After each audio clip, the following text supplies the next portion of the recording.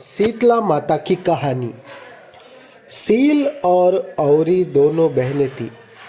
होली का अंतिम दिन आते ही दोनों बहनें बोली, हम शहर चलकर देखें कि लोग हमारा कितना मान सम्मान करते हैं। अपनी मान्यता को देखने के लिए दोनों बहनें शहर में आकर सबसे पहले वे दरबार में गई तो वहाँ पर नौकर चाकर काम कर रहे थे। दोनों बहनों ने उनको जाकर बोला कि हमें भी कुछ न कुछ दो। तब नौकर चाकर ने कहा, हमारे पास तो केवल घोड़ा के लिए दाना उबल रहा है। उन्होंने गरम गरम दाना दोनों बहनों को देने पर वह जल गई, जिससे उनके हाथ में फफोला हो गए।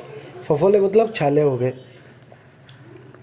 इस कारण दोनों बहनों ने श्राप दे दिया कि 7वें दिन ही आपकी नगरी में आग लग जाएगी। ऐसा कहकर दोनों बहना वहाँ से चली गई। इसके पश्चात एक सेठ के घर आकर बोली, मुझे कुछ ठंडी ठंडी खाने के लिए दो। तभी उनकी छोटी बहू बोली, मेरे ससुर जी तो बाहर गए हुए हैं। फिर भी वह डरती डरती मुश्किल से एक एक कटोरी करबो लेकर आई तो दोनों बहनें बोलने लगी कि थोड़ा सा और करबा लाओ।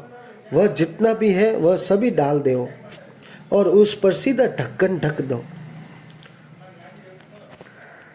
उस समय माताजी बोले कि तुम्हारे नगर में 7वें दिन आग लग जाएगी, किंतु तुम्हारा घर बच जाएगा।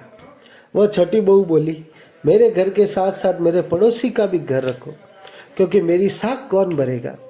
तब माताजी ने एक कोरो करबो देकर कहा कि तेरे और पड़ोसी के घर के आगे कार रेखा खींच दे।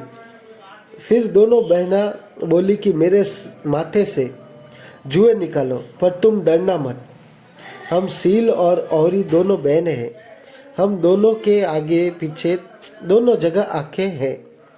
छोटी बहू बोली, मेरी नगरी में आग तो लगेगी, लेकिन कोई आकर पूछेंगे तो मैं क्या बताऊंगी। आप यहाँ विराजते हैं, वहाँ का स्थान मुझे बता दो। तब दोनों बहना बोली, मैं खोखले पीपल में बैठी हूँ। ऐसा कहकर वह चली जाती है। जैसे ही 7वें दिन आग लगती है तो सारी नगरी जल जाती है। तब राजा बोलता है कि हमारी नगरी कैसे जल गई, देख कर आओ कि कोई घर बचा है क्या। तब एक ने कहा कि हाँ, एक घर बचा है। तब राजा उनके पास गया और कहा, ए भाई, तुम क्या कामण डूमण जानती हो जिससे तुम्हारा घर बच गया। तब छोटी बहू बोली, सील और औरी 2 बहनें आई थी। तब उनको घोड़ी का गरम गरम दाना डालने से वह जल गई। उनके हाथ में छाला हो गए, जिससे वे गुस्सा में आकर श्राप दे दिया कि तुम्हारी नगरी में आग लग जाएगी। फिर मेरे घर आई, तब मैंने उन्हें ठंडा ठंडा जल देकर ठंडा किया। पड़ोसी का घर भी रखा। तब वे दोनों बहना खोखले पीपल में बैठी है। राजा वहां गया, उनसे माफी मांगी, पांव पकड़कर कहा, माताजी, हमसे गलती हो गई, आप हमें क्षमा कर दीजिए। तब माताजी ने कहा कि आप माताजी के नाम का स्थान बनाकर मेरी वहां पर स्थापना करो। नगरी में कहलाओ कि होली के बाद माताजी का दिन आवे, तब ठंडा खाओ। हो सके तो 8 बार खाओ, 4 बार खाओ, 2 बार खाओ, लेकिन बच्चों की माँ को तो 1 बार जरूर जरूर ठंडा भोजन कर रहा है। माताजी सभी पर प्रसन्न हो गए।